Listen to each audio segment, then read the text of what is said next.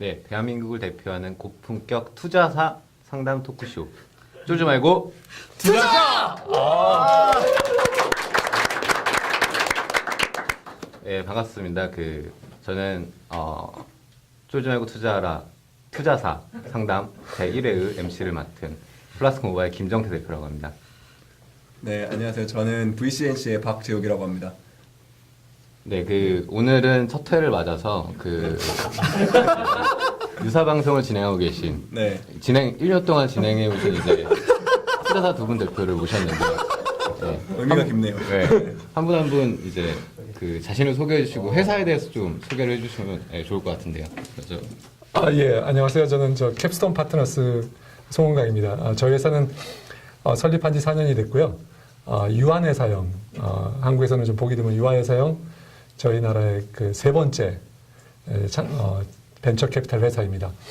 저희 회사는 지금 자산이 조합 3개를 운영하고 있고요.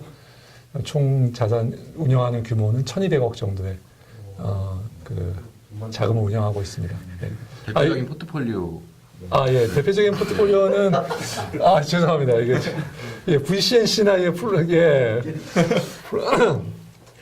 뭐 그런 회사들이 아니래가지고 아니고요. 저희는 아이덴티티라는 회사를 저희가 샨다에, 굉장히 좋은 조건으로 받고요. 그 다음에 지금 CJ 게임즈를 하고 있는, GH 호프 아일랜드라고 하는 회사를 저희가 CJ에 팔아서 CJ가 그 회사가 됐습니다. 예, 그리고 저희가 모바일 인터넷 분야에서는 최근에 퓨처 스트림 네트워크, 그 다음에 팔라독을 개발하고 있는 페이즈캡, 그 다음에 모바일 게임을 개발하고 있는 디지털 프로그, 뭐 이런 회사들을 저희가 투자하고 있습니다. 예, 저희가 IDG보다는 좀 못합니다. 죄송합니다. 아닙니다. 네, 네, 아이디 쪽도. 네. 예, IDG 벤처스 코리아 2호입니다. IDG 그룹은 사실은 오래됐는데요. IDG VC 쪽에서 한국에 시작한 지는 지금 한 5년 정도 됐습니다. 2007년부터 런칭을 해서 지금 펀드를 계속 운영해 오고 있는데요. 아직 저희가 얼리 스테이지에 좀 집중하다 보니까 큰 성과 난 적은 없고요. 투자한 포트폴리오 중에서 설화수 화장품에 들어가는 원료 만드는 ACT라는 회사를 설화수는 아니군요. 굉장히 기대했었는데. 설화수에 천연 원료 독점 공급 아, 하는 ACT라는 회사에 저희가 30억 투자해서 한 75억 정도 회수한 딱 회수사례 한 건 있습니다. 그리고 캡틴하고 투자를 같이 좀 많이 했어요. 온라인 게임사 2개 했고요. 모바일 게임사는 아까도 말씀해 주신 디지털 프로그 했고요. 그 다음에 뭐죠? 카카오톡의 아바타 서비스하는 미니홈, 코코네. 예, 최근에 투자했습니다. 두 분 대표님 모셨으니까 두 분 대표님이 진행하고 있는 방송인 쫄지 말고 투자라는 방송을 전도 안 할 수가 없는데 1주년이 됐다고. 네. 축하드립니다. 어느덧. 고맙습니다. 네. 방청자가 몇 명이나 되나요? 예, 죄송합니다. 저희 매회 한 2,000명 정도 보고 있는데요. 예, 처음 할 때도 2,000명이었고 지금도 2,000명이고 늘질 않습니다. 제가 알기로 업계 종사자가 2,000명인 걸로 알고 있어요. 네. 그럼 다 보는 거죠? 업계 종사자들. 대단한 프로그램이죠. 제가 네. 좀 이게 두 분 대표님 하신 방송을 좀 이제 준비를 해봤어요. 오, 준비를 했어요. 공부를 많이 해왔습니다. 예. 이 정도 하고 나와야죠. 저희 회사 인턴이 고생했습니다. 예. 김혜미 양 수고했어요. 네, 우선 1년 동안 네. 총 방송 회차가 45. 네. 예, 45회. 그리고 47개사가 네. 이제 나왔는데 이렇게 보면은 이제 되게 다른 어떤 정부 지원 프로그램이나 다른 어떤 인큐베이팅 하시는 분들보다 성과가 되게 좋은 것 같아요. 감사합니다. 네. 파일럿 나온 싱크리얼즈가 이제 카카오에 이제 인수됐고 예. 번개장터 투자 받으셨고 그죠. 그리고 VCNC 거액의 투자를 박 회장님 받으셨고 우아한 형제들도 투자 받고 저희도 투자 받고 모글루도 이제 밝힐 수 없지만 투자 받고 XP도 이제 투자 받았죠. 굉장히 좀 업력이 있는 업체랑 또 이제 합병하는 그런 네. 이제 네. 기회도 좀 가졌고요. 그리고 이제 그런데 이제 정작 이렇게 보면은 이 47개사 중에서 두 분이 투자하신 회사는 디지털 프로그 하나. 같이 투자한 건 디지털 프로그고요. 예. 캡스톤은 몇 개 더 예, 했었잖아요. 둡하고 저희가 그다음에 브리디아. 브리디아 스마트 했죠. 예. 그러면 좀 47개 회사인데 예. 이 중에서 이제 사실 몇 개 안 되잖아요, 투자하신 게. 예. 네. 다 잘 되긴 했지만 신기할 정도로. 근데 후회하는 회사 있으세요? 아, 예. 제가 먼저 말씀드릴게요. 아, 예. 제가 사실은 이게 처음부터 이제 훌쫄도 진행을 해오면서 좋은 기업들을 많이 만났잖아요. 그래서 좀 투자하고 싶은 데가 몇 군데 있었어요. 근데 배달의 민족 처음에 접촉을 했는데 이미 거의 다 메이드가 돼 있는 상태였더라고요.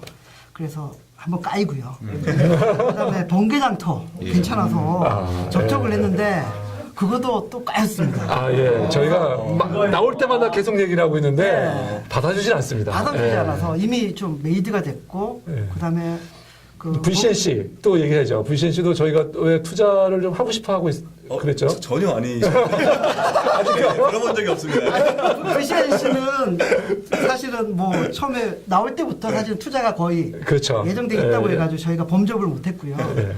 사실은 하려고 그러다가 시도를 많이 했었습니다. 근데 또 이게 투자 유치도 이게 타이밍이 잘 맞아야 되거든요. 그게 좀 어긋나서 투자 못한 게 좀 있습니다. 저 개인적으로는. 예. 저는 플라스크 모바 이렇게. 홍 대표님은 뭐. 아, 예. 그래서 이제 지금 많이 있잖아요. 예. 그래서 앞으로 많이 하려고요. 앞으로 오는 데마다 그냥 이렇게 막 이런 식으로 좀 정말인가요? 마음을 좀 바꿔서 뭐 다시 출연하시려고요? 생각해 보겠습니다. 저는 10회 연속으로 가능한. 예. 근데 아까 방금 하신 얘기 중에서 사실은 방송 보시는 스타트업 대표님들이 되게 의아해하실 만한 게 있는데 이제 VC도 까이는구나 하는 게 되게 의아해하실 것 같아요. VCNC는 몇 번 까였어요? 저희도 뭐 밝힐 수는 없지만 몇 번 까였죠. 네. 네. 그래서, 저는 밝힐 수 있어요. 한 10번 까인 것 같아요. 네. 근데 저희가 보는 입장이랑은 좀 많이 다른데 왜 다른 것 같으세요?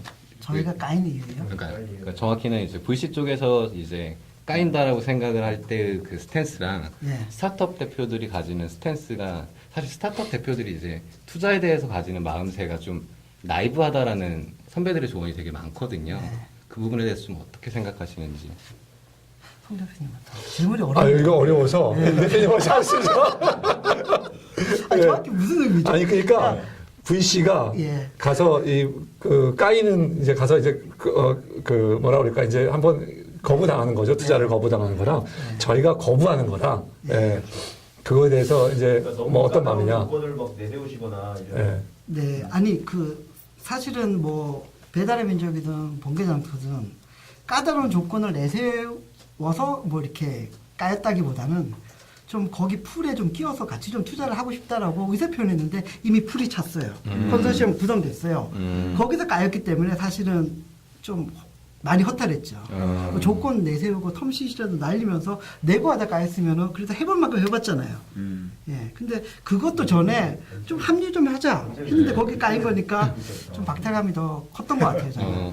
그러면 두 분에서 이제 사실 방청하시는 스타트업 대표분들께서는 사실은 대체 내가 왜 까였어 하는 느낌도 되게 받을 것 같아요. 이제 다른 VC에서 두 분이서 이제 사장 스타트업에 대해서 이제 정중히 사양의 의사를 밝히실 때는 주로 어떤 게 가장 결격 사유가 돼서 그 스타트업을 까시나요? 되게 공격. 예, 죄송합니다. 저희는 주로 까지는 않고요. 예, 주로 거부를 합니다.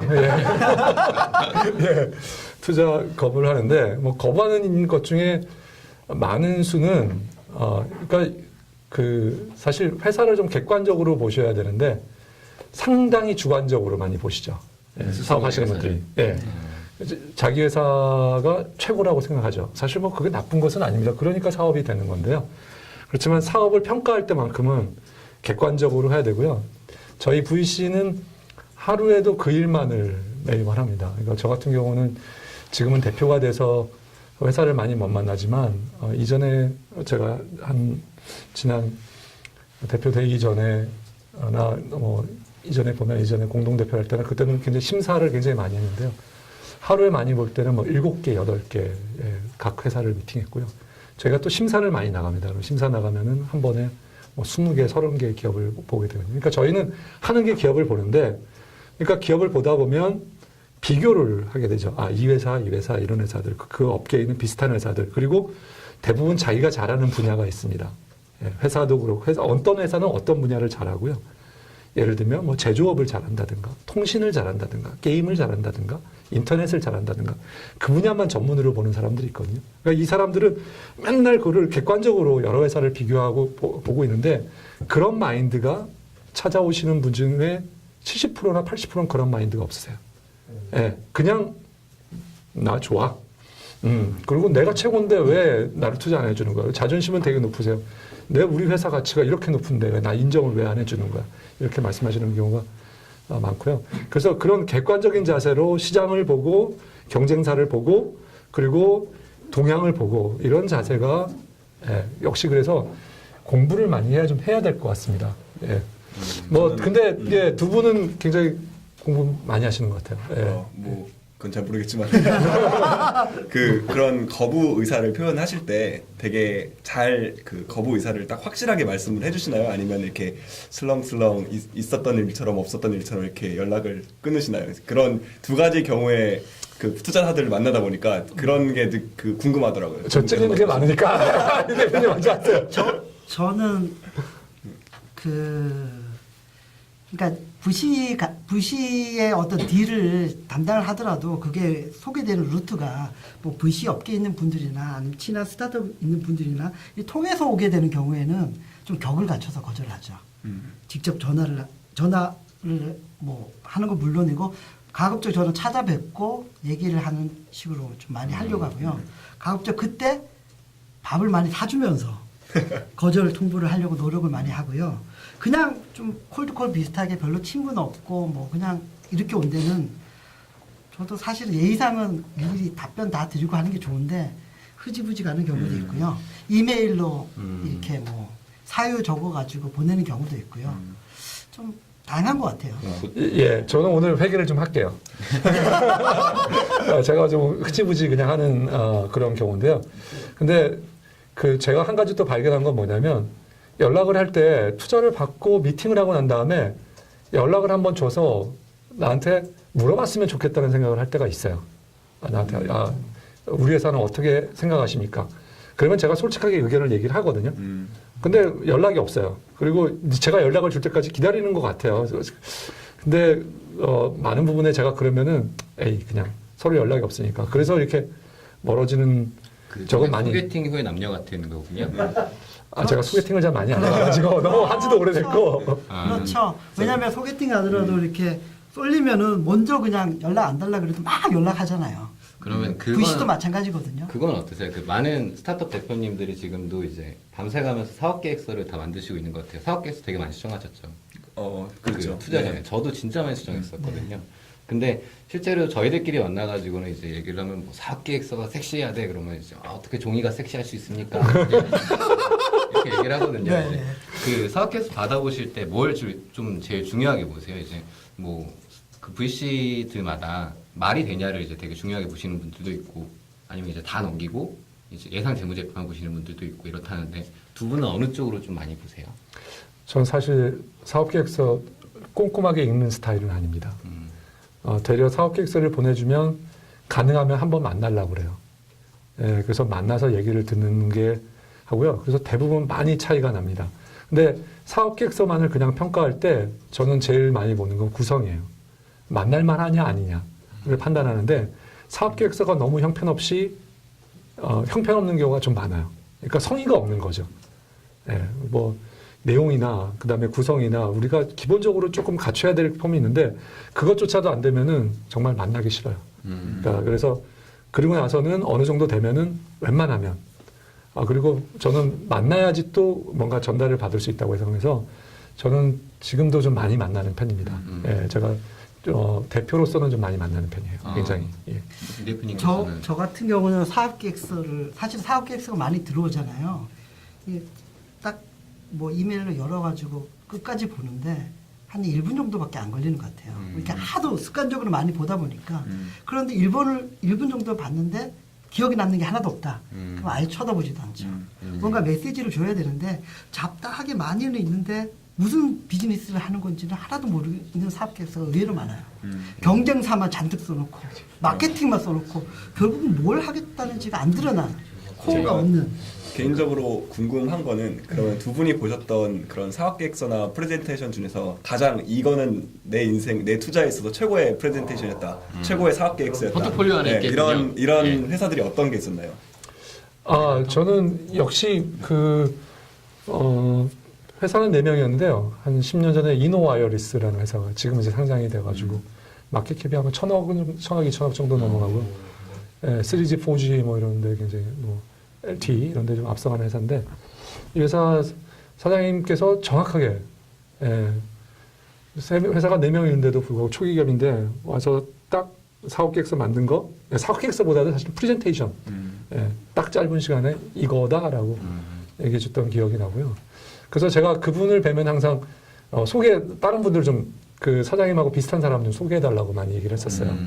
왜냐하면 그분이 그 짧은 시간에 명확하게 경쟁부터 시작해서 그러니까 제가 보기엔 시장, 그 다음에 시장에서 자기가 경쟁, 그리고 그 경쟁을 분석하고 자기의 전략을 정확하게 명확하게 짧은 시간에 말씀해 주셨던 분 같아요. 이 대표님은 어떤 대표님이세요? 저는 좀 감에 의존하는 경우가 좀 있는 것 같아요. 사실 제가 처음에 VC 투자를 할 때 영화 투자부터 했어요. 그래서 뭐 JS의 공동경비고요. 대박 났죠. 번지 점프를 하다 무사 이런 영화도 투자를 하긴 했는데 가면 갈수록 좋은. JSA 같은 경우는 제 시나리오 읽어보고 딱 느낌이 왔죠. 감동이 느껴졌죠. 그래서 그 감으로 찍었는데 한 3배 가까이 본 것 같아요. 그러면 스타트업 대표님 앞으로 캡스톤 파트너스에 들어가는 사업계획서는 정석을 이제 갖춰서 꽉 채워 넣으시고 IDG 들어갈 때는 자극적인 색깔, 자극적인 사진과 함께 이제 넣어주시면 한 번 다시 돌려보시지 않을까. 그렇다고 하겠습니다. 쫄지 말고 투자! 이춘장입니다. 감사합니다. 감사합니다. 같이 하시죠. 하나, 둘, 셋. 모자는 저희가 1주년이 벌써 됐는데요. 참. 근데 이렇게 질문을 받으니까 상당히 이거 부담이 됩니다. 뭐 청중 질문을 좀 받아야 되나요? 그렇게 할까요? 네. 성 대표님한테 몇 차례 많이 물어봤기 때문에 비슷한 질문이긴 한데 캡스톤은 아무래도 그 가장 큰 LP가 텐센트잖아요. 중국에 있는 게임사. 텐센트하고 좀 어떤 식으로 인연이 돼서 이렇게 LP로 이렇게 모집이 돼서 좀 많이 이제 거액을 투자하게 됐는지 좀 그런 인연이 어떻게 됐는지 그 점 한번 설명을 해주시죠. 이거 저희 회사의 1,200억 중에 한 반 정도는 중국에 있는 사실은 아시아의 1등 인터넷 기업이죠. 텐센트라는 회사에서 출자를 해주셨고요. 그래서 첫 번째는 아마 이게 사례가 별로 저희가 처음 사례였는데 중국에 있는 기업이 한국에 있는 벤처에 투자하겠다. 같이 투자하자. 그리고 투자해서 그 기업을 중국 시장에 가지고 가겠다는 그런 배경으로 이제 저희가 출자를 해주셨습니다. 저희는 늘 중국에 있는 회사에 늘 감사드리고 있고요. 저희를 믿고 지금까지 계속해서 정말 과분한 돈을 넣어주셔서 감사드리고요. 인연은 저희 없었고요. 저희가 그냥 뭐 운이 좋았습니다. 그리고 텐센트가 저희를 잘 봐주셔서 저희가 사람밖에 없는 자본금도 없고 개인들의 재력도 굉장히 부족했는데 저희들의 그냥 능력과 사업 계획서만 보고 저희도 똑같이 벤처 캐피탈에 가셔서 투자 받는 것처럼 저희도 똑같이 가셔서 LP가 받아서 투자 받았고요. 처음 거를 성실하게 하니까 두 번째 거 주셨고 두 번째 거 성실하게 하니까 세 번째 거 주셨고요. 저희는 계속해서 저희가 좀 성실하게 할 예정이고요. 뿐만 아니라 앞으로도 좀 앞서서 중국에서 경험할 수 없는 그런 경험들을 한국에 있는 현상들을 잘 설명하고 그리고 그런 기업들에게 투자 기회가 돌아갈 수 있도록 이렇게 하겠습니다. 네, 감사합니다. 네. 저 그러면은 직접 그때 출자 받았을 때 대표님이 그 텐센트 앞에서 이제 PT를 하셨는지. 예. 그래서 그 텐센트의 회장님은 이제 안 오셨고요. 텐센트의 지금 현재 사장님, 그리고 게임 사업부 지금 현재 사장님, 그리고 게임 사업부의 주요 임원들, 그리고 텐센트의 M&A 담당 임원분들 모든 분들 앞에서 제가 프레젠테이션을 했었습니다. 다른 국내 벤처 캐피탈도 그 PT를 했나요? 아니요. 저희만 했었습니다. 예. PT를 중국어로 하신 건가요? 아니죠. 예. 제가 한국어를 잘하면 통역을 잘해주시는 분께서 계셔가지고 잘해주셨습니다. 저 개인적으로 그 첨언으로 궁금한 게 있는데 네. 그 벤처 캐피탈들이 LP에다가 투자 피치할 때 그 과거에 벤처 기업들이 벤처 캐피탈한테 와서 발표했던 그런 것들이 좀 도움이 되나요? 이런 것들을 저 회사가 잘했으니까 우리가 이번에 LP한테 할 때는 이런 것들을 잘 이용해봐야 이런 것들. 사실 근데 벤처 캐피탈을 뽑는 방식, 벤처 캐피탈을 선정하는 방식이 그 사뭇 다릅니다. 그러니까 벤처 기업에게는 트랙 레코드라는 걸 보지 않거든요. 근데 벤처 캐피탈은 트랙 레코드라는 걸 봅니다. 그러니까 저희 같은 사람들은 계속해서 네가 어떤 기업을 투자했니? 어떤 기업에서 회수를 얼마 정도 해서 얼마를 벌었니? 이게 계속 남거든요. 물론 못한 거는 좀 숨기는 경향이 있고요. 잘한 거는 조금 더 과장을 해서 말하는 경향이 있고 남의 것도 내 것이라고 얘기하는 경향이 있긴 하지만 그렇지만 그게 남기 때문에 그것으로 첫 번째 평가를 하고요. 그리고 그게 제일 크고 그 다음에 사고가 없어야 됩니다. 돈을 다루는 사람은 기본적으로 금융사고가 없어야 되고요. 그런 것들을 평가해요. 그래서 레퍼런스 체크. 그건 대부분 LP들이 꼭 하게 되고 저희도 그 두 번째 할 때도 마찬가지로 그러니까 저희 캡스톤 설립할 때도 제가 옛날에 투자했던 회사들 방문해서 CEO들에게 정말 이 회사 투자했니? 그리고 이 친구가 여기서 롤은 뭐 했니? 뭐 이런 것들 다 묻고 가고 그랬습니다. 예. 홍준 네. 예. 그 네. 실제 저희도 그랬고요. 제가 보면 대부분의 그 벤처들이 투자를 받으려고 할 때 스스로도 내세우기도 하고 VC 분들께서 가장 많이 물어보시는 게 기존에 있던 큰 회사 공룡들이 이 시장에 들어오거나 이걸 같이 했을 때 어떻게 이길 거냐는 얘기를 많이 하거든요. 그냥 구체적으로 얘기하면 그거 네이버가 하면 어떻게 할 거예요? 그거 페이스북이 하면 어떻게 할 거예요? 아마 뭐 VC 박지욱 대표님도 그런 얘기 들으셨을 텐데 그런 얘기를 되게 많이 듣거든요. 근데 솔직히 그거에 대한 정답은 없는 것 같은데 그 실제로 투자하시는 입장에서 어떤 답이 오면 어느 정도 정답이라고 인정해 줄 만한지 하나 알고 싶고요. 두 분께 또 하나는 실제로 그런 큰 회사들이 잘할 수 있다고 보는지 아니면 벤처가 그런 어떤 새로운 분야에서 잘할 수 있는 가능성이 더 높다고 보는지 좀 구체적으로 혹은 객관적으로 좀 한번 얘기해 주시면 도움이 될 것 같습니다. 보시죠. 뭐 사실 뭐 저기 카카오톡도 저를 스쳐지는 않는데요. 가슴이 많이 아프지만 지금이라도 다시 가서 좀 잡으시면. 예, 저는 그때 투자하려고 텀sheet도 날리고 그랬는데 그거는 뭐 대기업이 그 뭐 저기 자본력을 가지고 쏟아 부으면은 빨리 만들 수 있거든요. 근데 대기업이 그렇게 움직이는 데는 공룡처럼 돼 있기 때문에 시간이 많이 걸려요. 의사결정 속도도 느리고 그때 이미 치고 나가면은 그리고 유저를 많이 확보한다 그러면 유저가 더 큰 자본보다 더 무서운 힘이 되거든요. 그러면 편을 들어줘요, 우리나라는. 그래서 충분히 그걸 빨리 유저를 확보를 해가지고 뭔가 좀 그 서비스가 자리를 잡을 수 있느냐, 그걸 할 수 있는 스피디한 팀이고 팀워크가 되느냐, 그러면 저는 투자를 하죠, 보통. 예, 여기에 또 첨언을 하면요. 사실 그 벤처 캐피탈이 벤처에 투자하는 것은 아까 막 결혼의 예를 드셨지만 결혼하는 것과 좀 비슷하다고 생각이 됩니다. 그런데 일부 창투사에서는 제가 아는 창투사에서는 일부러 말도 안 되는 질문을 하는 경우도 종종 있습니다. 그래서 실제로 그 상대방이 마음에 들면 뭐 좋아해요? 아무거나 좋아해도 다 마음에 들고요. 그죠? 그렇죠. 예, 그리고 싫으면 아무리 정답을 얘기해도 안 되는 경우가 많습니다. 그게 사실 VC와 벤처의 투자도 그런 비슷한 관계이고요. 그런데 저희가 제일 좋은 그런 질문에 대한 대답은 케이스마다 다를 것 같습니다. 그거 뭐 어느 상황에서 어떤 정답이 있는 것은 아니고 그건 아닌데요. 단지 그 최선의 대답을 하시면 그런 상황에는 하면 좋을 것 같고요. 그리고 아까 다시 뭐 무슨 다른 어떤 창조에서는 일부러 화를 내게 하기 위해서 굉장히 애려를 많이 쓰는 경우가 있습니다. 저 친구 대체 화나면은 어떻게 되나 궁금해. 그래가지고 굉장히 그 자극적인 질문을 해서 온 프레젠테이션 하는 사람이나 온 경영자들을 좀 자극을 하고 그래서 뭐 좀 우왕좌왕하게도 해보고 그리고 한 사람은 공격수를 또 정하기도 하고 한 사람은 좀 이제 그 회사를 수비수 뭐 이런 걸 정해서 롤로 해서 약간은 좀 떠보는 왠지 그 사위될 후보가 우리 집에 왔는데 얘가 대체 내 딸을 잘 살 것 같은 데서 술을 잔뜩 먹여가지고 취하게 만드는 것과 비슷한 그런 프로세스다라고 생각하시면 아마 틀리진 않을 것 같습니다. 하나 더 좀. 네.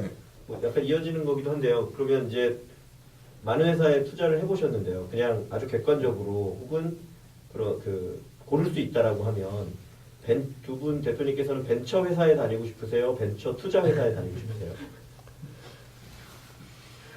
예, 저는 그러니까 이렇게 말씀드리고 싶어요. 사람들이 우리나라의 벤처 캐피탈들 하시면 이거 제가 이제 저희 회사에 1,200억 자본을 운영하고 있습니다. 그렇게 자산을 운영하고 있습니다. 이렇게 얘기하면 야, 쟤 부자겠구나 생각하는데요. 예, 그거는 저희 펀드의 돈이지 제 돈은 분명히 저는 관리자일 뿐입니다.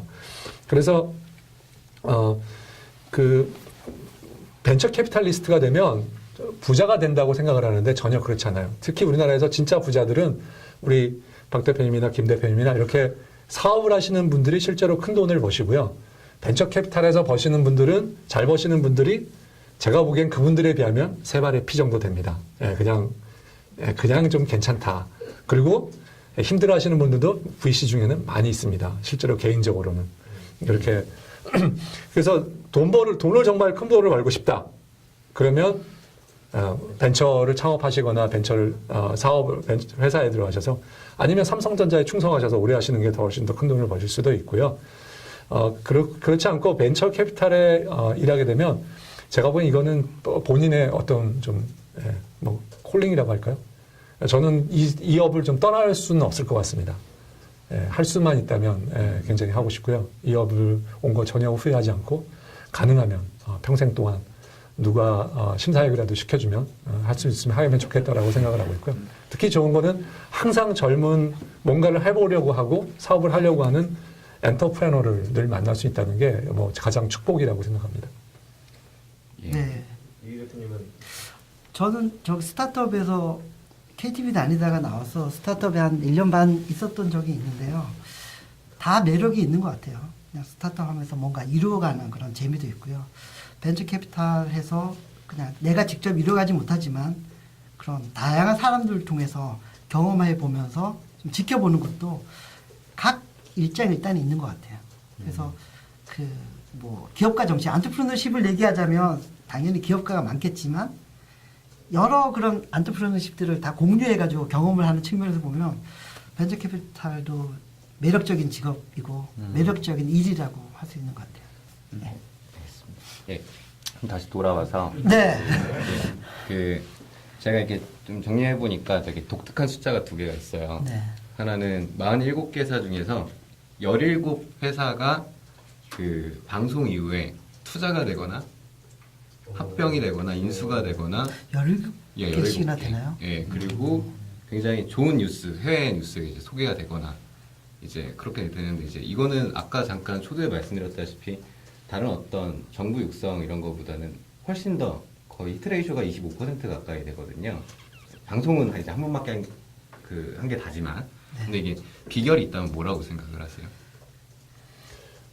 저 일단 운이 좋았던 거 아닐까 싶고요. 예, 소싱해 주신 분이 저희가 예를 들면 우리 홍준 본부장님도 그렇고 또 지금은 어느 캠프에서 일하고 있는 이장님도 계시고 예, 저희 이유 대표님 저 이렇게 해서 저희들이 좀 괜찮은 회사를 여러 회사들이 있지만 그래도 나와서 하려면 괜찮은 회사를 골랐던 것도 있고요. 또한 그리고 대표님들도 자신이 있으니까 나오겠다고 말씀하신 분들이 많아요. 그래서 항상 제가 좀 놔주세요. 하시는 분 만나면, 제가 좀 뭔가 좀 보여드리면 나올게요. 이렇게 말씀하셔서 아마 저희 나오신 회사들은, 여기 나오려고 하는 회사는 그래도 뭔가 회사에 비장의 무기가 딱 있어서 그게 그래서 나오신 것이 아닌가 이렇게 생각이 됩니다. 예, 초창기에 사실 저희가 파일럿 찍을 때부터 띵크리얼즈, 그다음 번개장터, 저 VCSC, 배달의 민족, 그다음 뭐 디지털프로그, 이 초창기 5회 정도까지를 이 회사들이 차지를 했는데 좀 초창기 수질 관리가 잘 됐던 것 같아요.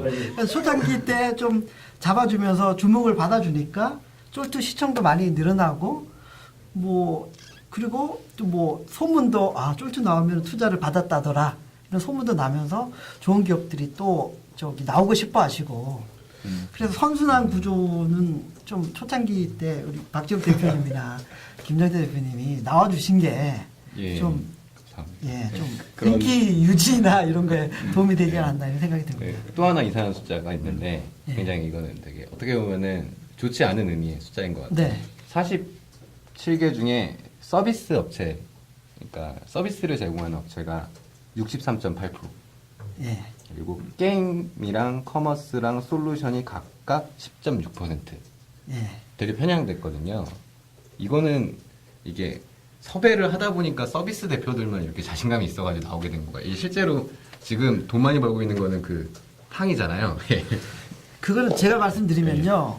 사실 캡스톤도 게임 펀드를 운영하고 있고요. 저희도 게임 쪽으로 거의 50% 정도 비중으로 저희가 투자를 하고 있어서 게임 쪽은 좀 안다고 생각하는 부분이 있는 것 같아요. 저는 보기에. 그런데 막상 게임이라는 거는 나와가지고 우리는 이런 게임을 해요라고 설명을 해봤자 이게 진짜 좋은 건지 안 좋은 건지 설명이 잘 안 돼요. 해봐야지 알거든요. 그게 어떻게 돼 있고 어떻게 돈을 지를 수 있게 만들어주고 어떻게 소셜을 엮었고 이렇게 해봐야지 되는 건데 그런 표현이 게임 회사를 해보니까 잘 안 되는 것 같아요. 그래서 저도 의외로 게임 회사를 좀 섭외를 아는 회사들은 많지만 안 하려고 했던 것도 큰 것 같아요. 예, 저도 뭐 이 대표님 말씀이 정확하고요. 좀 첨언을 하자면 모바일 게임 회사들도 저희의 영역은 사실 모바일 인터넷 분야입니다. 저희가 주로 커버하려고 하는 분야는. 그래서 모바일 게임도 상당히 중요한 분야이긴 한데요. 모바일 게임 회사들은 여기 나와서 저희 프로가 가능하면 어떤 이걸 들으시는 분들이 여기서 뭔가 인사이트를 얻었으면 하는데 모바일 게임 회사들은 여기서 설명을 해도 인사이트를 얻기가 많은 걸 얻기가 어렵다고 생각합니다. 그래서 저희가 표방했던 것은 이러한 사업 모델, 이러한 사업 모델, 이러한 사업 모델로 인터넷 하시는 분들이 나와서 이걸 들으시는 분들이 서울에 계시건 뭐 제주도에 계시건 부산에 계시건 듣고 지금 우리나라의 지금 인터넷의 창업들이 이런 것들이 돌아가는구나라고 느낄 수 있는 회사들. 그래서 가능하면 그리고 좀 잘하고 있고 좀 시장에 대해서도 잘 설명해 줄 수 있는 이런 분들을 우선적으로 다 그렇다는 건 아니고요. 그런 분들을 우선적으로 저희가 좀 생각을 했던 면이 있었을 겁니다. 그런데 또 하나 말씀드린 건 서비스 분야는 좀 말씀드리고 싶어요.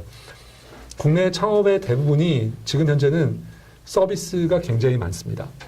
그게 이전에 2000년대 초의 모습과 많이 달라진 모습인데요. 그 당시에는 기술을 위주로 솔루션을 만들고 뭔가 하는 거였다면 지금은 대학생 창업이 굉장히 많이 늘었고요. 대학을 졸업하자마자 대학 때 준비하셔서 졸업하시면서 팀을 모아서 하시는 두 분도 그렇지만 그렇게 준비하시는 분들이 많고요. 그래서 그분들이 주로 생각하시는 사업은 주로 서비스입니다. 인터넷을 활용한 서비스 분야가 창업이 굉장히 많고요. 그러다 보니까 예를 들면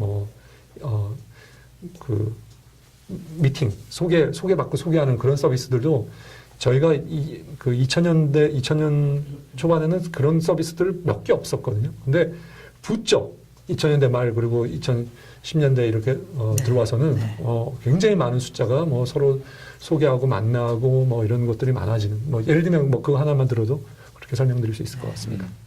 아까 이제 말씀하시면서 처음에 이제 수질 관리 이런 것들 하셨다 그랬잖아요. 그러면은 실제로 투자하실 때는 만약에 이런 회사는 절대 투자를 못 하겠다라고 하는 가장 중요한 기준들이 뭐가 있나요? 참 어려운 질문인데요. 저는 일단 파운더 및 파운더 그룹 뭐 이렇게 팀을 좀 꽤 많이 보는데 특히 우리나라는 아무래도 1인 대주주 이런 게 많이 있잖아요. 그래서 대표이사 겸 대주주가 과연 그 좀 어떤 돌파력이 있고 그 고난을 많이 당하거든요. 스타트업은 그걸 딛고 일어나서 좀 해보려는 의지가 있고 열정이 있고 좀 그런 게 안 보이는 사람은 일찌감치 그냥 포기를 하죠. 투자를 안 하죠. 예, 저희 회사마다 좀 다를 건데요. 예, 저는 이제 저희 회사에 심사하는 사람이 이제 저를 포함해서 넷이 있습니다. 근데 네 사람의 의견이 다 달라요. 사람에 대한 평가가 다 다른데요. 특히 이제 왜냐하면 서로 다른 여러 회사에 있다 보니까 자기가 투자했었는데 실패한 사람들의 기억이 머릿속에 있습니다. 그래서 그 기억을 가지고 사람을 판단하게 돼요. 아, 저 사람은 내가 이전에 투자했던 해서 실패한 저 사람하고 비슷한데 저거는 좀 아닐 것 같아. 그래서 결국은 저희도 심사역들이 다 모여서 결국은 심사역 투심이 다른 분들도 검사하지만 저희들이 다 이제 결정을 하는데 그러니까 서로 아닌 것들을 주로 얘기를 하는데요. 그래서 뭐 전형적인 어떤 사람이 있다 없다인데 제일 하여튼 아닌 것은 뭐냐면 예, 그 돈을 가지고 사기를 쳤다거나 예, 저희가 어차피 돈을 주는 거기 때문에 이 돈을 가지고 좀 사기를 쳤다거나 뭔가 좀 그 꼼수를 폈다든가 이런 분들에 대한 거는 저희가 일단은 멀리 하려고 합니다. 그런 분들은 가능하면 그런 주변에 그런 일이 있었다 그러면 굉장히 VC들은 그런 분들이 일단 멀리 하려고 하는 첫 번째 속성이 있고요. 나머지는 제가 생각하기에는 뭐 그 다음은 이 프로젝트를 운영하는 사람과 이제 내부에서 막 싸우거든요. 뭐 나는 가져갈래, 나는 꼭 하고 싶어. 다른 사람들은 뭐 말려 그러는데 이런 폴리틱스가 굉장히 많이 좌우를 해요. 그래서 그 결과는 어떻게 뭐 이건 아니다, 이건 된다라고 말하기는 회사마다 다 다르고요. VC마다 다르고 VC 개인마다 다 다릅니다. 반대로 잘 된 사례 케이스도 이제 좀 들어가야 될 건데 두 분이 함께 투자하신 회사가 이제 그 여기도 출연한 적이 있던 디지털 프로그램. 예. 근데 기사 검색을 해보니까 투자 금액이 꽤 크더라고요. 얼마였죠? 2차 투자할 때는 저희가 10억 캐피털이 5억. 예, 네, 저희가 10억 투자 들어갔는데 네. 그 이때 그 투자 스토리를 좀 들려주시면은 좋을 것 같은데. 그러니까 일단은 캐피털이 먼저 1차 투자를 예전에 하셨고요. 그 다음에 쫄도 출연하면서 저한테 이제 소개를 해주셔서 제가 검토를 했거든요. 근데 일단은 대표가 그 쌍용 상사 출신이어가지고 영업 마인드나 어떤 좀 뭐라 그래야 네트워크나 이런 게 좀 괜찮았던 것 같아요. 그래서 경험도 풍부하고 그래서 저 양반한테 돈 맡기면은 뭐 충분히 해나가지 않을까 그런 생각이 많이 들었고요. 그리고 특별히 그 모바일 게임을 이제 투자를 하면서 저는 사이즈 문제를 되게 걱정을 많이 했거든요. 근데 지금 뭐 팍 나왔기 때문에 지금 뭐 이런 매출 사이즈 규모가 해결이 됐기 때문에 아무 문제 없는 것처럼 보이지만 그 당시만 해도 월 최고 매출 나는 모바일 게임이 5억 정도 수준이었어요, 우리나라에서. 그래서 투자하기가 좀 사실은 겁냈던 상황인데 그래서 제가 사실 게임 로프트 레퍼런스 책을 했는데 게임 로프트 대표가 하는 얘기가 모바일 게임은 온라인 게임하고 완전히 다르다. 유저도 다르고 거기에 익숙해지는데도 2년, 3년 걸린다. 여기에 그 전부터 한 2, 3년 해왔기 때문에 여기 좀 더 하게 되면은 그 포트폴리오가 많아지면 하나는 터질 수 있다.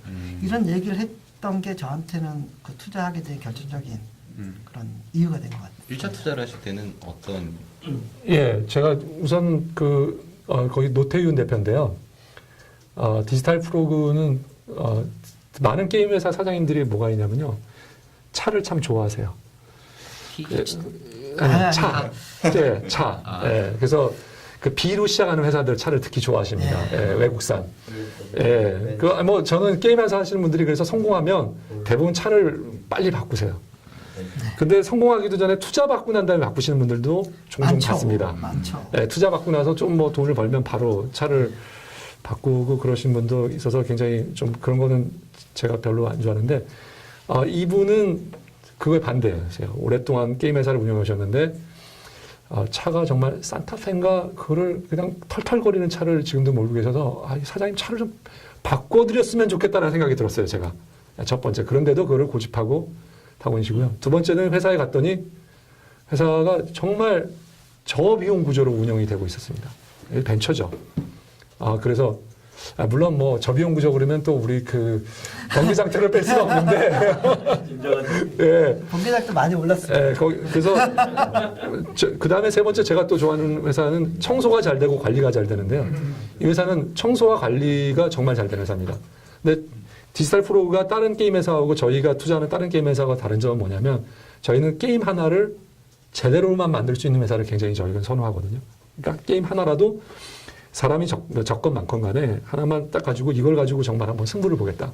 그리고 이거를 이 게임만큼은 내가 전 세계에서 1등이 한번 돼보겠다. 이런 마인드로 개발하시는 분들 굉장히 좀 저희 회사가 저희가 좀 선호하는 편인데요. 디지털 프로그램은 그런 거는 좀 부족했어요. 예, 약간 그런 면은 부족하고 왠지 좀 많이 개발하려고 하고 그렇지만 앞서 말씀드렸던 게 워낙 독특하게 그분의 딱 그 회사의 캐릭터를 딱 형성하니까 이분한테는 내가 돈을 들여도 후회는 없겠다. 이런 생각이 들어서 제가 첫 번째 투자했고 두 번째도 이 대표님 하신다고 해서 저희 뭐 그냥 기꺼이 따라갔습니다. 아까 질문에 제가 답 하나 해도 될까요? 아까 저기 그 사람을 보는데 과거의 경험 얘기 네. 하셨잖아요. 사실 그게 되게 큰 것 같아요. 저도 투자할 때 되면 제가 과거에 이거 투자해가지고 이 업종 투자해서 실패했어. 이 업종 투자해서 실패했어. 이런 게 되게 좀 커서 그런 거는 트라우마 같은 게 있어서 잘 안 하게 되는 것 같아요. 그래서 저는 투자할 때 핵심으로 이렇게 좀 주안점을 가지고 보는 부분이 내가 잘 모르는 분야. 내가 알 정도면 이미 그 업계가 정리됐다고 보거든요. 지금 메신저 투자한다 그러면 메신저는 다 알잖아요. 소셜로 진화해가지고 커졌다는 거 다 아는데 제가 2000년도 초반, 2010년도 초반에 카카오 볼 때는 메신저 투자한다는 VC가 없었어요. 그러니까 몰랐기 때문에 아이씨 모르니까 한번 질러보자. 그런 거에서 의외로 대박 나오지 않을까 하는 생각이 들어서 저는 가급적 잘 모르는 분야를 투자하려고 하죠. 제가 개인적으로 궁금한 거는 이제 박 대표님이나 저나 이제 제가 2009년 창업했거든요. 박 대표님이 언제 저는 창업했어요? 2010년 2월 2010년 얼추 한 5개월 차이 나는데 되게 힘들었거든요. 저는 박 대표님 물론 투자 되기 전까지 공모전 하시고 그러시면 되게 좀 힘드셨을 텐데 저희는 항상 힘들잖아요. VC 분들도 힘들 때가 있나요? 일 때문에. 예, 정말 힘들죠. 과연 어떤 것들이 저희는 보통 이제 돈 문제랑 사람 문제 때문에 많이 좀 괴롭거든요. 예, 저희도 돈 내고 사람인데. VC도 똑같이 가서 펀딩을 해와야 됩니다. 그러니까 그거를 우리가 이제 총알이라고 부르기도 하고 그래서 펀딩을 해와지는데요. 뭐 우리 여기 오늘 쿨리즈 코너에 우리 사장님 나오시고 했지만 벤처 캐피탈은 항상 펀드를 만드는 노력이요. 벤처하고 똑같아요. 예, 저희도 가서 이렇게 막 비벼야 되고요. 가서 꼭 해주십시오. 그리고 막 조마조마하게 기다리고 있고 또 저 사람이 뭐라 그러면 또 서류 준비해가지고 이 업계 어떻고 우리가 돈을 어떻게 벌 거고 뭐 이 업계 조사 또 해서 또 뭐 갖다 이렇게 하고 그다음에 뭐 또 혹시 뭐 저희 가서 잘 보이려고 여러 가지 노력 보이지 않는 여러 가지 노력 똑같이 기울이고요. 그래서 펀드를 만드는 노력, 돈을 구하는 노력은 벤처나 벤처 캐피탈이나 똑같습니다. 제가 빌 게이츠가 아니고 제가 이건희 회장님이 아니고 제가 무슨 돈 많은 사람이 아니기 때문에 저희도 똑같이 돈을 구해다가 실탄을 마련해놓고 그리고 그걸 가지고 저희는 또 성공을 시켜야 되는 거죠. 그걸 투자해서 성공을 못하면 대체 VC가 재미있는 제가 통계를 말씀드릴게요. 한국에 지금 100개에서 110개의 창투사가 있습니다. 근데 매년 10%가 물갈이 돼요. 10%가 한 10개 정도는 매년 창투사 라이센스를 반납하고요. 새로 10개가 들어옵니다. 그게 뭘 말해주냐면 벤처 캐피탈을 그렇게 돈이 있는 벤처 캐피탈도 10분의 1은 시간이 가면 망한다는 거예요. 사람 문제는 어떻게 일어나는 거예요? 사람은 무지 많이 싸우죠. 무지 많이 싸우죠. 저희가 볼 때는 실은 그 VC 신사역들은 스타트업 대표가 아무리 이제 고뇌하고 있어도 뭔가 이제 이렇게 전화하고서 이제 다음날 이제 다시 전화하시더니 뭔가 이제 해답인 것 같은 거 이제 쑥 말씀을 해주시고 되게 인간적으로 되게 의연함을 되게 많이 느끼거든요. 제가 VC 중에서도 큰 회사 2개 그리고 외국계 지금 있는데요. 3번째 VC인데 큰 회사 있으면 투자심의위원회 투심이라고 하죠. 그거 할 때 엄청난 그 정치력이 요구됩니다. 외교력이. 그래서 이걸 우리 본부에서 이거 올렸는데 저번에 저 본부에서 깠다. 그러면 다음번에 너네가 올리면 두고 봐라. 이런 게 암묵적으로 존재하는 걸 되게 많이 봤어요. 그래서 내부적으로 연속으로 3번 까이면 나가야 된다는 신호다. 너 아직도 그걸 모르고 안 나가고 있냐. 이런 얘기도 들리는 것도 봤고요. 그래서 나간 케이스도 봤고요. 그래서 그게 너무 싫었거든요. 그래서 거기서도 사람 문제가 있고요. 또 LLC를 하게 되면 LLC는 파트너 중심이잖아요. 사람이 다 자기 같지 않아요. 다 다르거든요. 그걸 조화를 이뤄가지고 끌고 가야 되니까 쉽지 않습니다. 그 외국도 마찬가지예요. 외국도 뭐 LLC 사례들 많이 있지만 예를 들면 그거예요. 뭐 엑셀 파트너스에서 내가 투자해가지고 저기 페이스북을 키웠어. 키워가지고 인센티브로 한 몇천억 받았어요. 그럼 엑셀 파트너스 있고 싶겠어요? 나가고 싶지. 나가서 독립해 나가요. 독립해 나가가지고 또 설립하고 뭐 이런. 근데 독립해 나갈 때 트랙이 이 친구한테 따라가거든요. 사람 위주니까. 그러면 회사로 봐서는 또 손해예요. 그러니까 사람 문제는 뭐 외국도 마찬가지고 한국도 그렇고 항상 존재하는 것 같아요. 저는 마지막으로 네. 두 분이 항상 방송에서 대표님들한테 네. 마지막으로 하는 질문을 저도 할게요. 예. 앞으로 어떤 VC를 만들고 싶으신지 항상 여쭤보시죠. 앞으로 어떤 회사 VC 가. 만들고 싶으세요? 이렇게 항상 여쭤보시더라고요. 두 분도 대표시잖아요. 네. 참 어려운 질문인데요. 특별히 저는 생각해 본 적이 없는 것 같아요. 어떤 VC를 만들어야겠다. 그냥 뭐 어떻게 보면 변명일 수도 있겠지만 하루하루 이렇게 투자하고 이렇게 바삐 좀 치여서 살았던 게 좀 있었던 것 같아요. 그런데 저는 좀 이렇게 마이크로 펀드, 그러니까 아주 좀 작은 규모로 해가지고 좀 도와주는 거, 그러니까 같이 인큐베이팅, 엑셀레이팅 하면서 투자하는 규모를 키우기보다는 오히려 좀 규모를 줄여가면서 좀 밀접하게 가는 식으로 하는 VC가 오히려 더 낫지 않을까. 제가 지금까지 여러 투자하면서 성공한 사례도 봤고 실패한 사례도 봤고 이런 경험들을 이렇게 좀 애정을 좀 주면서 약간 작게 가는 게 외국의 Y 콤비네이터랑 좀 비슷한 모델이라고 생각하면 될까요? 예, 그런 식으로 가는 게 좋지 않을까라는 게 제 생각입니다. 예, 저희 캡스톤 파트너스가 추구하는 것은 뭐 딱 한 가지입니다. 특히 모바일 인터넷 분야야말로 온라인 게임과 마찬가지로 한국에서의 성공이 해외에서 복제될 수 있는 그런 모델을 가지고 있는 분야인 것 틀림없습니다. 그래서 한국이 앞서가고 있는 이 모바일 인터넷 분야에서 한국에서는 그럭저럭 잘 못한 성공을 거두었다 하더라도 중국에 가서 성공하고자 하는 기업에 저희가 촉매가 돼서 그 회사가 성공할 수 있도록 소개도 해드리고 어떤 인프라를 갖춰드리고 그리고 그곳에서 할 수 있는 돈도 저희가 할 수 있는 돈을 드리도록 하는 것이 이제 저희가 어떤 한국에 있는 벤처들에게 드리는 그 가치가 될 것 같고요. 그 다음에 벤처 캐피탈이라고 하는 조직이 참 희한합니다. 제가 벤처 캐피탈 망한 회사들 많이 봤는데요. 망한 회사들의 특징이 뭐냐면 모든 파트너들이 똑같은 방향을 보게 되면 망하는 경우가 종종 많습니다. 그게 뭐냐면 이상하게 싸우는 창투들 그리고 나오지 않고요. 그 안에 개기면서 싸우는 회사들이 잘 되는 경우가 종종 많아요. 그게 뭘 말해주냐면 사람들의 관점이 다 달라서요. 한 사람이 모든 분야를 다 아무리 똑똑한 사람이라도 이 전 방향을 다 볼 수는 없습니다. 내가 잘 보는 방향 여기고 이 사람이 잘 보는 방향 여기고 이게 부딪히게 되면 싸우게 돼 있거든요.